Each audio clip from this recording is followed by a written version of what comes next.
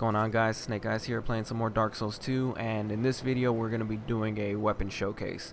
Now, I haven't done one of these in a while, so I might be a little rusty. I'm going to try not to screw this up as much as possible, but knowing me, there's probably going to be some mistakes, so bear with me. The weapon we're going to be showcasing today is the Dark Drift. Now, if you don't know how to get the Dark Drift, all you have to do is get the King's Ring, go back a little further and talk to Grave Ward and Agdane. Make sure you hit the talk option in the dialogue box and he'll give you the Dark Drift along with his armor set. Make sure you have the King's Ring before you talk to him, and make sure you talk to him before you leave the Undead Crypt.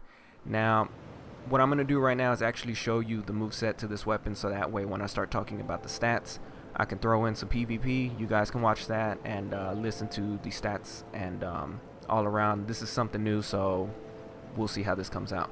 But the moveset is actually the same moveset as any other katana. There's really nothing special with the moveset to this weapon.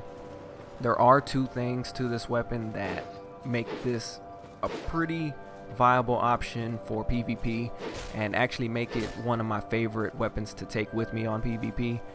Those were the one-handed and two-handed R2s. This is the back step. The back step and the running attack are the same for one-handed and two-handed. There's really nothing different. And like I said, this would be a pretty smooth transition for people who like messing around with the katanas. And what actually make this one of the top tier katanas, in my opinion, are two things. And one is the fact that the blade is almost invisible. In certain angles, the blade is pretty much invisible, and obviously in other angles you can kind of see it a little bit more. But that's one thing that I really like for PvP. I'll talk about that in a little bit. The second thing that I really like about it is the fact that the special effect on this weapon is that the strong attack has shield piercing. Now, this is another thing that I really like, and it's something that it's been pretty common for me. I've actually been running across a lot of people with halberds and with their shields up. The fact that the strong attack is well, the strong attack for one-handed, this is how I mainly use the weapon, is a piercing move. The range on this is not too bad, and it'll surprise a lot of people when they take full damage. And I don't know if it's full damage, but when they take a lot more than normal damage when they have their shield up. So that's kind of something that you can pull out and surprise somebody with. But now we're going to go ahead into the stats, and I'm actually going to transition to some PvP. The starter stats on this weapon are 115 base attack with a C scaling and dexterity. Now, the reason I say that is because since then I've actually upgraded it. Right now I have it at plus 10, and the stats for this is at a 230 with an A scaling and dexterity. You need a 12 strength and 28 dexterity in order to wield it. The one negative about this is the fact that it has very low durability. It actually has 20 durability. Right next to the washing pole, that's actually the lowest. I don't think that there are any other katanas out there that have 20 durability, but it actually is the lightest katana of them all. It actually weighs 3 pounds. Very light. All around pretty awesome to use.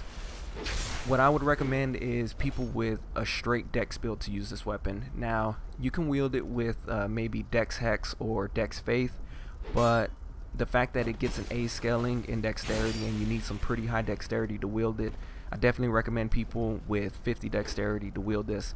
You could infuse it with lightning or any other type of infusion, but you're going to drop it down, I think, maybe to a B, even to a C. I'm not too sure. That's something that I haven't done, because for my character, the way it is right now is the best the best it can be. You could infuse it, but like I said, depending on what type of player you are, that may or may not be the choice for you. The one thing that I do like about this weapon that I've been doing a lot is I've been actually using the old Leo ring in PvP. Now, almost half of the moves on this katana are thrusting attacks, and if you can catch somebody doing an attack right as soon as you do a thrusting attack, you're gonna get a counter bonus from that. And there have been times where the counter bonus that I've been getting is actually a lot. I think at one point, and I don't have it, I think I'm going to show it in one of my PvP sessions, I hit a counter bonus for about 1,000, and that actually pretty much killed the guy right then and there. He had a little bit more health, and I just finished him off. But all around, this is a really good weapon. I really like it for the fact that the blade is damn near transparent, or damn near invisible. mainly because with people who are not familiar with katanas and are not familiar with this katana, it's kind of hard for them to gauge the range that they need to be at to avoid the thrusting attacks that I do. Now, in all honesty, it actually has the same range as like the Manslayer and the Black Steel Katana. It's actually the same size as them. But like I said, for people who aren't too familiar with the weapon, it could be surprising, and like I said, it's really hard for them to gauge that. And then you pair that up with the fact that if you throw in a strong attack every now and then, if they're the type of person to have their shield up and be able to do some piercing damage through that, like I said, it makes it a pretty damn good choice to use in PvP. That's pretty much going to wrap up everything that I have to say about this weapon. I hope you guys enjoyed some of the PvP clips that I've been showing. If you want to see more of me using this weapon in PvP, I'm actually working on another video for that, another one of my PvP sessions. I actually had a really good session the other night. I played for about 2 hours and I got a lot of good footage for it. And I was mainly using this weapon because I was also trying to get footage for this weapon showcase. Also, I'm going to be trying to do these weapon showcases a little bit more often. I know I haven't been doing them lately, but that's just mainly because I've been trying to cover other things in this game. And touching back, just so people have forgotten or may not have known, some of these weapons I'm going to be doing PvP footage of, some I'm not.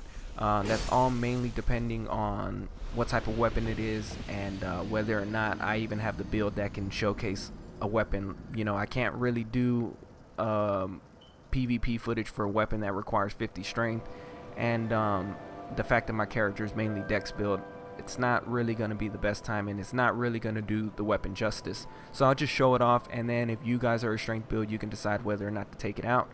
But that's pretty much going to wrap it up. I hope you guys enjoyed the PvP footage. If you want to see more, I should have some tomorrow. If not, then the day after. Keep a lookout for that. It'll be my 3rd session. Really good matches. Other than that, leave a like if you enjoyed. Subscribe if you haven't already. I hope you guys enjoyed. And until next time, take care.